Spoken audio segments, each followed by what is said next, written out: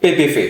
Eits, tapi sebelum kita mulai, tolong dibantu untuk support saya, memotivasi saya dengan klik tombol subscribe dan like-nya. Thank you yang udah subscribe, kita lanjut.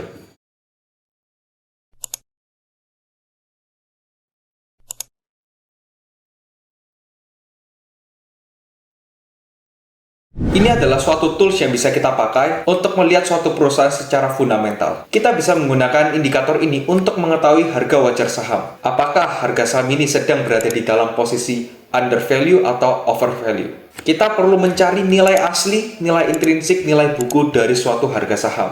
Baru kalau memang kita cocok, kita mengetahui semua itu, kita akan membuat kesimpulan atau keputusan. Seringkali kita bingung atau seringkali kita lupa untuk lihat terlebih dahulu nilai intrinsik, nilai value-nya itu seberapa. PBV atau tools ini bisa membantu kita untuk melihat dan memprediksi harga saham ini apakah wajar atau terlalu mahal nih, atau bahkan bisa murah.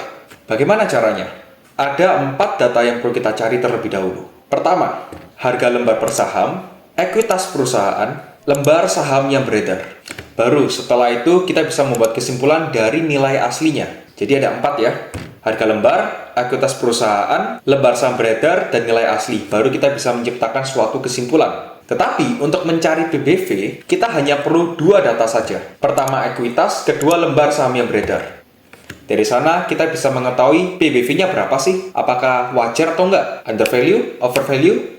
Itu singkatnya. Kita akan coba langsung dengan contoh. Contoh ada emiten BBRI. Harga per lembarnya 4.000. Ekuitas perusahaannya 20 juta. Lembar yang beredar, lembar saham yang beredar, kurang lebih 20.000 lembar. Nah, dengan data ini kita sudah bisa mengetahui itu harga wajarnya itu berapa, intrinsiknya itu berapa. Ya, caranya tinggal 20 juta dibagi 20.000, nanti ketemu hasilnya 1.000 per lembar. Sementara harga sekarang nih BBRI yang dicontoh itu 4.000 per lembar. Kalau kita lihat dari harga bukunya itu 1.000 per lembar. Dengan demikian kita sudah bisa simpulkan dong, apakah ini undervalue atau overvalue. Sudah 4 kali lipat. 4 kali lipat lebih mahal. Sudah jelas kan? Kalau belum jelas, coba diulangi lagi videonya, baru kita lanjut. Price, book, value. Price itu harga, book itu nilai, kalau value kesimpulannya berapa kali lipat. Kalau price tadi itu di harga 4.000 BBRI, kalau booknya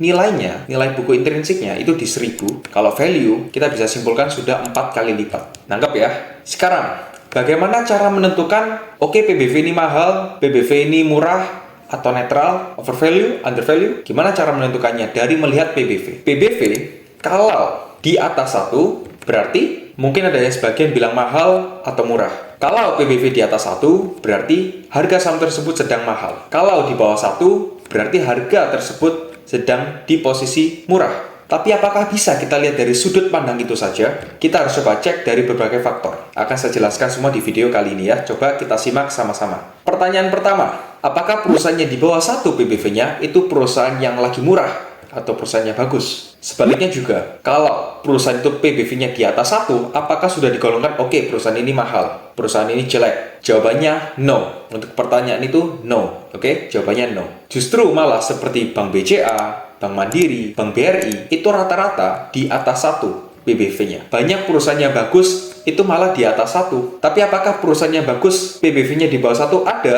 Jawabannya ada. Banyak? Enggak, mungkin dikit. Ada juga perusahaan yang bagus yang undervalue di bawah 1. Atau ya kita buat perbandingan nanti. Bagaimana cara memilih, memisah, dan membandingkan?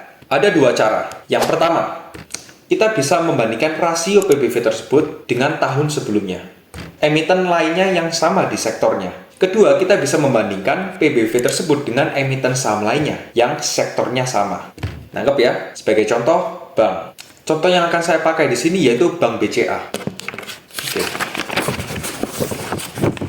Saya tulis di note kecil biar lebih praktis. BCA. Let's say dari 2018 hingga 2022. PBV BCA di tahun 2018 itu di rasio 4,1. Dan untuk 2019 4,5, 2020 4, 2021 4,2. Kita total jumlahkan semua, lalu dibagi, lalu kita bagi. Kita bagi 4. Sehingga 2018 hingga 2021 PBV dari emiten BBCA itu jatuh di rasio 4,2 rata-ratanya. Dan terakhir, closing di 2022, itu rasionya 4,8. Dari sini kita sudah bisa membuat perbandingan. Oke, rata-ratanya saja 4,2. Tapi untuk tahun 2022, BCA, PBV-nya 4,8. Nah, kita sudah bisa membuat perbandingan nih. Kalau PBV-nya semakin tinggi, maka itu semakin mahal. Kalau semakin rendah, semakin murah. Itu PBV. Jadi kalau yang awalnya 4,2, sekarang 4,8, ya otomatis sekarang harganya lebih mahal, ya kan? Itu kalau kita membuat perbandingan dari data sebelumnya. Sekarang kalau kita coba buat perbandingan di emiten lainnya yang sektornya sama. Nih, teman-teman coba bayangkan ya. Ada BCA, BRI, BMRI, dan BBNI. Kita comparekan semua data di tahun 2021. BBCA, PBV-nya itu 4,2. Kalau BBRI, 2,4. Lebih murah kan? Apalagi BMRI di tahun 2021, PBV-nya rata-ratanya 1,5. Murah, ada yang lebih murah. BBNI di 2021 rata-rata BBV-nya itu 0,85. Dari sini, kita jumlah semua, kita bagi 4. Kenapa bagi 4? Karena ada 4 bank. Kita cari rata-ratanya. Ternyata dari kesimpulan semua 4 bank besar ini, rata-ratanya jatuh rasio PBV-nya itu di 2,2. Nah, sekarang kita sudah tahu nih, untuk di sektor bank, itu PBV-nya rata-rata 2,2. Sekarang kita comparekan dengan bank lainnya. Let's say di sektor bank PBV-nya 2,2. Sekarang saya mau beli saham BBHI. Contoh. Ternyata setelah dilihat BBHI di tahun 2021, PBV-nya 37,2. Bayangkan, 37,2. Sangat besar ya. Yang rata-ratanya 2,2, begitu kelihatan BBHI 37,2. Ini sudah 16,9 kali lipatnya. Sangat mahal sekali. Sangat mahal sekali. Jadi ini kita bisa mengkomparkan nih. Setelah kita lihat saham ini apakah sudah wajar harganya sesuai intrinsik atau under value, over value. Sekarang kita lihat nih, kita saring saham yang mana. Oke lah, kalau kita setelah mencari rata-rata dari 4 bank besar ini, kita mau cari saham lain, bank lain. Kita lihat BBHI, oke, ternyata mahal. Di atas rata-rata jauh sekali sehingga 16,9 kali lipat. Oke, kita no. Kalau kita lihat dari 4 bank ini sendiri, kita comparekan ya antara BCA, BRI, BMRI, dan BBNI, sudah jelas bahwa BBNI lah yang menang. Kenapa? Ya, kita lihat berdasarkan data.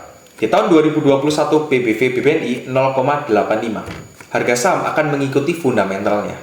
Dari sini kita sudah bisa memilih nih saham mana yang lebih layak untuk kita investasikan. Meskipun empat-empatnya ini sama-sama bagus, sama-sama bank besar, dan untuk jatuhnya pun juga potensinya kecil. Tapi secara valuasi yang lebih murah, kalau kita lihat berdasarkan data, itu BBNI. Sudah lengkap ya konsep dari PBV.